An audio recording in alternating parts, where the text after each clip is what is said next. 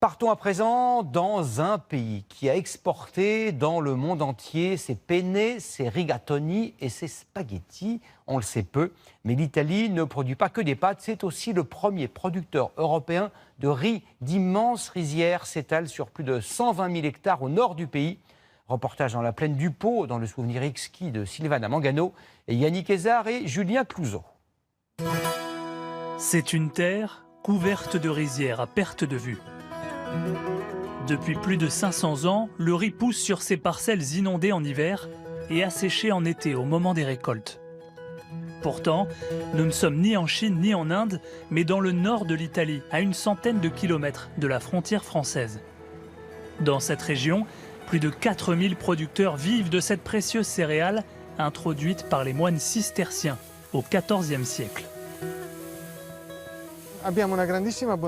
Ici, la terre est tellement gorgée d'eau qu'il était impossible de cultiver quoi que ce soit. Mais au fil des siècles, on s'est aperçu que c'était les conditions idéales pour faire pousser du riz. Alors on l'a développé au maximum. Pour bien comprendre la puissance de cette région d'Italie dans le secteur du riz, prenons de la hauteur.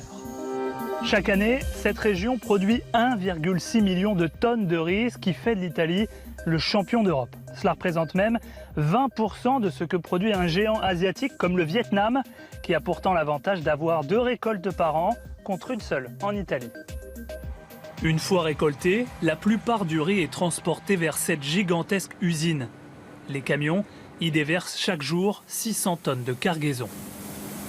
Les grains sont ensuite débarrassés de leur enveloppe et soigneusement filtrés grâce à ces lecteurs optiques ultra précis.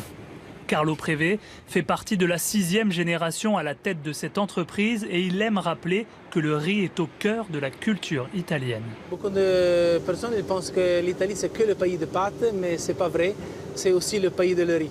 Mais pour imposer le riz italien au-delà de ses frontières, il a fallu dépasser le traditionnel risotto et concurrencer le riz asiatique, quitte à s'en inspirer très fortement.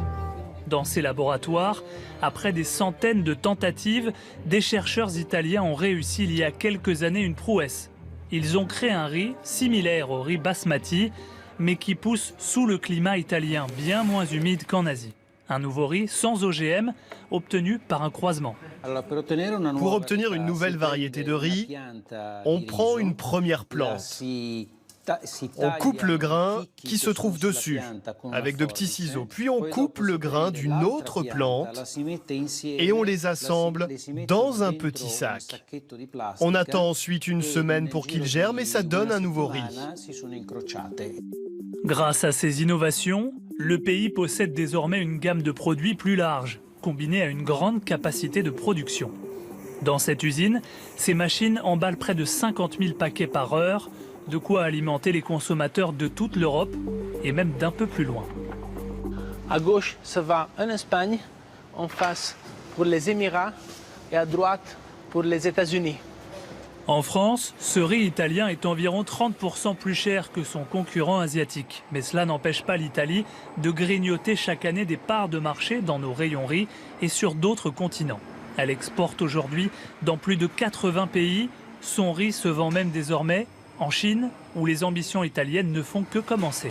Aujourd'hui, on peut vendre en Chine seulement le risotto déjà préparé, mais dans ce moment, le gouvernement italien est en train de négocier avec la Chine pour pouvoir exporter tout le riz italien en Chine. On croise le doigt. Et pour partir à la conquête des classes aisées chinoises, le patron compte sur l'une de ses dernières nouveautés. Un riz entièrement noir, lui aussi inspiré d'un riz asiatique. On dit même qu'il y a plusieurs siècles, seul l'empereur de Chine avait le droit d'en consommer.